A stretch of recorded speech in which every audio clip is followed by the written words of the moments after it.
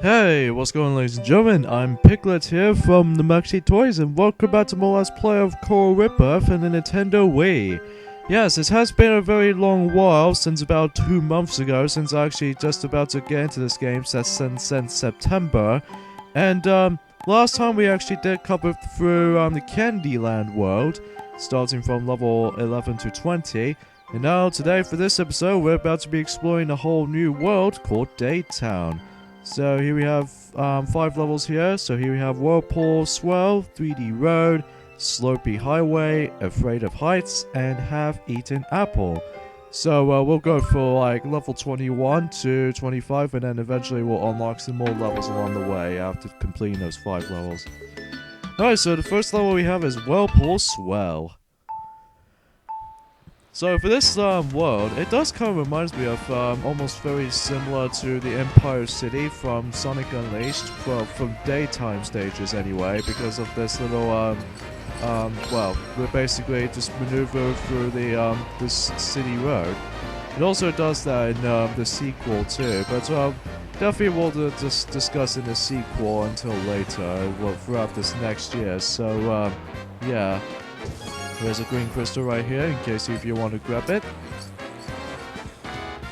So yeah, this is why eventually the game's difficulty might be actually be a little bit more tougher now, so that we have to come across into those harder obstacles, and especially noticeable, oh yeah, Paradise City, that's what the music's called in here. I don't mind that track at all, so yeah, so that's Whirlpool Swell, and now we move on to 3D Road.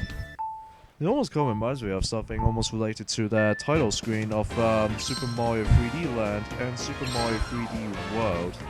It would imagine how Super Mario 3D Road would actually be influenced here, but I don't think it doesn't usually do that, because well, usually Mario Kart is always be like racing, like driving through the road and stuff like that, through courses. So, and here's the green crystal right there, just in case you probably can tell already what that is going to be located in. So, yeah, it's basically you can get. Alright, so now we got all the orange crystals, so now let's get into the gold. So, I got a silver trophy, so that, if that's the case, then, yeah. Alright, what's the next level? We have Slopey Highway, where we're basically going to encounter some little slopey roads. Or, for that matter, for these little slopey, rampy parts, so yeah. But yeah, it's been a while since we're actually going to come back to this game's Let's Play, because, great. Got screwed over by this controlling and stuff. Anyway, yeah, it's been a very, very long while since, since during September. It's because, well, obviously that, Mario Party 2 Let's Play has been now finally done, as well as Shadow the Hedgehog, and as well as some Sonic Riders games and what have you. But, somehow Orange Teddy needs to now going to do Mario Party 9 still, but, hey, at least, he's almost done with these gaming modes, as far as I'm aware though, so anyway. Alright, let's gently flick the remote to get this as a green crystal. That you were able to get that for this little easiest method to do so. Alright, so here we go. Just touch the gold portal and booyah, the level's done. Not too difficult, but sometimes I always falls off into the bottomless pit. Alright, next up is Afraid of Heights, level 24. So we have to maneuver for those moving propeller platforms right here, so that we need to actually just be very careful while doing platforming segments. And yeah. So I think ironically that we're practically halfway done with this game, so that we only got about good chunks of the level left to actually come across into, so yeah. Hooray, I got a silver trophy, because, you know, as soon as while the crowds are clapping even more, that means you're able to get a different type of trophy you can get. Alright, so next level is level 25, HalfEaten Apple. Now, this level seems to be pretty interesting, that, well, you basically go inside this apple itself, so that, well, it obviously reminds me of something that caterpillars usually always eats, well, apples, and including worms as well, because, well, to be fair, I think worms inside the apple can be pretty disgusting, so that's as far as I'm concerned about it. Anyway, now we're going to hop into that, because this is the way you actually get yourselves a green crystal from, and we have to maneuver it very, very carefully once we have the outside part of the apple, so that we won't able to get slipped over from that little, well, slant, or in this case a little curve, of an apple itself. And then once we reach it to the final, straight line, along with the, we got ourselves a last orange crystal, and if we hop into this middle part right here, and booyah, the level's done. Yeah, it's pretty cool to actually go into the apple, even though that, well, you basically go onto these little, where the path is trying to take you there. Alright, next up is Ring Ring Ring, level 26. This level is pretty much equivalent to Ring Ring from Candy, I think it's Candy Town, or in this case Candyland. I think that's what this can get, because usually it's very similar by comparison, but except with adding more rings, and this time there was no there's no guardrails in here anymore, so yeah, that will make the game even a bit more difficult for that part of it now. So yeah. So I guess a few things I just want to talk about is that well, we only got about 4 days left until Mario & Luigi Paper Jam Brothers is about to be released. And speaking of this game, on that game, the reviews on that game looks really, really great. Like, I think Metacritic actually got ourselves a 80%, which is a pretty good score. Even though not as perfect as the ones in Mario & Luigi Bowser's Inside Story, though, by comparison. Anyway, here we have level 27, Skinny Road.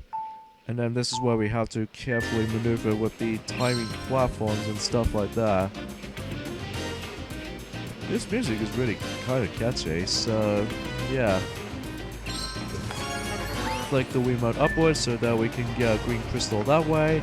And I can also perform a shortcut, well, thanks to the guardrail that's about to be guarding the, or in this case, blocking the level itself, so that I won't be able to fall off from the stage easily. So, yeah. Hooray! We are actually introduced into those checkpoints. If you collect a certain amount of crystals once you go to the halfway point of the level, then you can basically see there's a checkpoint when there was like little circular based off circles things where it's basically acts like checkpoints. And then every time when you actually try to fell off into the level, you could actually press the A button to actually retry the level itself. Even though you don't have to do the beginning part again, instead you're actually going to be taking place after when you actually touch the checkpoint, so that's pretty awesome. Alright, so here we go with level 28, Cannon Smash, where, as we probably suggested for this level, is mainly focused on cannons that we actually have to use. It's been a while since we actually get into those cannons since Candyland, so yeah, that's basically what you can get. Alright, so we have to maneuver through this part. Don't get pushed by this little grey block, or this shifting block. And here's the green crystal right here, which, I'm nearly though. I don't know if I can get it or not. Let's try flick it. Even though I did fall onto that, but sometimes it might be a little bit risky for that move, for that right there. So, yeah. And another thing I wanted to talk about is that, well, obviously, I saw there was a little review of Pokemon Super Mystery Dungeon that it came out in the USA just about a couple of moments ago, but eventually in the UK we're actually going to release that during next year. So I'm thinking it's considered to be the 5th entry in the Pokemon Mystery Dungeon series. Alright, so here we go with level 29, up, down, over. So basically we have to actually get into those those platforms right here while maneuvering the Wiimote controlling, so that we actually control the marble rather than just the stage itself. You know, just like how it does in the special stages in Sonic the Hedgehog 1. But anyway, I saw the review of it on GameExplain.com that he find Pokemon Super Mystery Dungeon is a bit meh because I don't know why. It's because of the how slow it was in comparison between the previous fewer games.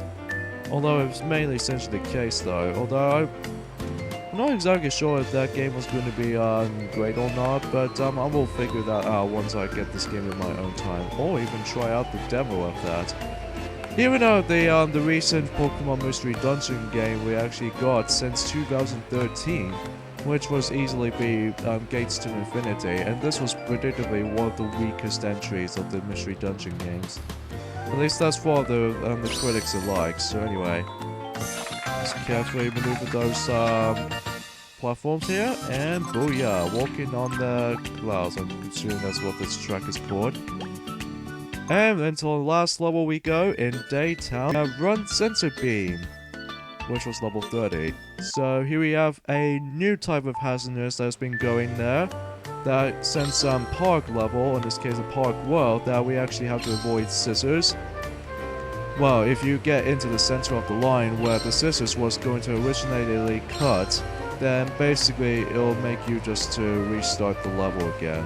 But in here, that we actually introduced into this magnified glasses, or this magnified glass, that actually does have a little sensor beam. And what you actually have to do is just don't touch them, because if you do touch them, then you're basically going to let your marble get dissolved, and then basically, I got screwed over by the end. Well, let's try this again.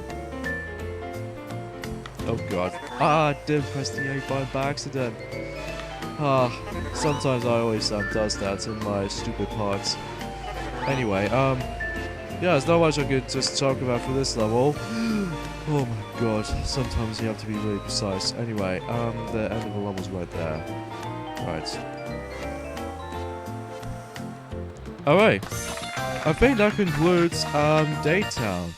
And here we have the next world, which was Toyland, and secret level 9. But anyways, I'm gonna have to finish this video right here. So next time on Let's Play Kororinpa for the Nintendo Wii, we're about to be heading to Toyland, which is perhaps one of my least favorite worlds of the game. But I'll explain to that when we get into it. So see you guys next time. Later, fellas.